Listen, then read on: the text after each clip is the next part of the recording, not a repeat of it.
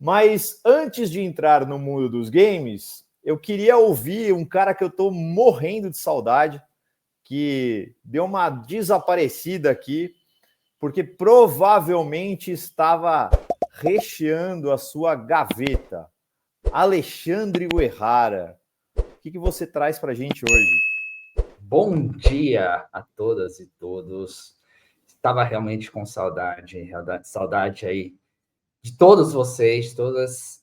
E Charles, assim, as últimas notícias que eu dei das últimas vezes, né, que já fazem já um mês, eu tinha dado algumas homenagens a você, falando, né, pegando um pontinho ali de alguma coisa de games. Dessa vez eu não vou trazer, não quero atrapalhar nenhuma das suas notícias, mas a gaveta realmente está recheada. Acho que faz mais ou menos um mês que eu não participo, tá? E aí, assim, acumulou um monte de coisa, mas tentei dar uma resumida. Inclusive, vou deixar spoiler até para os próximos, tá? A ideia é essa aqui. Eu trouxe aqui uma das coisas, né? E é meio que um storytelling, né? De tudo que eu tenho contado, principalmente esse ano, da batalha dos streamings. Então, dentro dos streamings e dentro de cinema, eu queria trazer o resultado da Disney esse ano.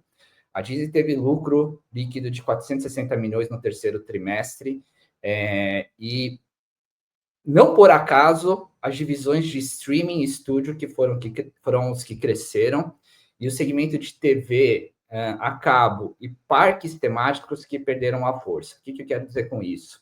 A Disney Plus, e aí especificamente a Disney Plus, alcançou a marca de 122 milhões de assinantes, ou seja, um aumento de 4,4 milhões. Sim, está crescendo os streamings na Disney Plus. Isso sem contar os outros streamings da Disney, que é a Hulu, né, que é o vídeo sobre demanda, que já tem aí 174 milhões de usuários, além da Disney Plus Hotstar, que só tem ali na Índia, que tem 35,9 milhões. E colocando isso daqui de outra forma, a gente está falando que hoje a Disney Plus é a segunda maior plataforma, desculpa, a terceira maior, que é só atrás da Netflix e da Amazon Prime. Em média, cada assinatura, o que eles chamam ali de receita média por usuário, né, ele rende $7,30. Isso também somado, lembrando que mais ou menos em julho, agosto, teve um aumento dos preços. Isso, falando em valores, ano passado, o mesmo período, no trimestre do ano passado, o Disney Plus estava com 387 milhões de dólares de prejuízo, e esse ano, nesse trimestre, um lucro de 321 milhões. Então, sim, streaming está começando a se pagar, claro, com propaganda, com aumento de preço, tudo isso está acontecendo nesse mundo de streaming. E sim, a gente está falando que essas inovações que estão acontecendo, transformação digital na Disney, a gente tem que ver no final do dia se dá lucro ou não, e a Disney tem conseguido fazer isso. E claro, também vou falar minha segunda notícia, que tem que entrar, né? A gente sempre fala aqui, e o momento que a gente está vivendo nos últimos anos de inteligência artificial. Já falei da Runway, que fez uma parceria com a Lionsgate, que é uma empresa de inteligência artificial para treinar novos modelos de IA generativa para filmes de TV, filmes e seriados de TV, como John Wick, Jogos Mortais, Jogos Vorazes. A gente já falou sobre isso também aqui no Trends News, que foi se falado e foi muito discutido e polemizado por causa do uso da inteligência artificial dentro da Lionsgate, mas eu quero trazer mais uma hoje, que é uma ferramenta do Ryan Turner, diretor de criação da empresa de produção da EchoBand. Ele lançou um projeto para transformar os roteiros em áudio usando IA generativa com a tecnologia da Eleven Labs. Por que isso? Lembrar, né? A gente sempre tem que pensar qual é o problema que está sendo resolvido. E o problema que estava sendo resolvido era que Turner tinha um grande problema para ler todos os roteiros que chegavam na mesa dele. Imagina 15 a 50 roteiros para serem analisadas, e precisa fazer isso em pouco tempo para ver se era aprovado ou não esses roteiros. Então, ele demorava, era cansativo. A grande questão era a tela, que ele ficava muitas vezes em frente da tela do computador, às vezes até levando o trabalho para casa. Então, ele tinha essa dificuldade por trás, né, atrás ficar lendo atrás da tela. Então, ele colocou isso em áudio, e a gente sabe que tem um monte de inteligência artificial generativa que faz isso, né, a transcrição por áudio, mas ele fez de um modo que ficasse natural, que ficasse bom para a pessoa que está ouvindo, porque a gente está falando de roteiros que demoram. Então, ele conseguiu criar isso, está sendo utilizado. Então, a gente está falando de várias inteligências artificiais no mundo do cinema que estão sendo utilizadas e que está tendo um grande impacto. Essa é uma delas. Não vou conseguir falar outras, eu tenho mais duas aqui na minha gaveta, que eu vou falar nos próximos Trends News, que acho que é legal para a gente sempre trabalhar esse storytelling que eu tenho trazido nos últimos tempos.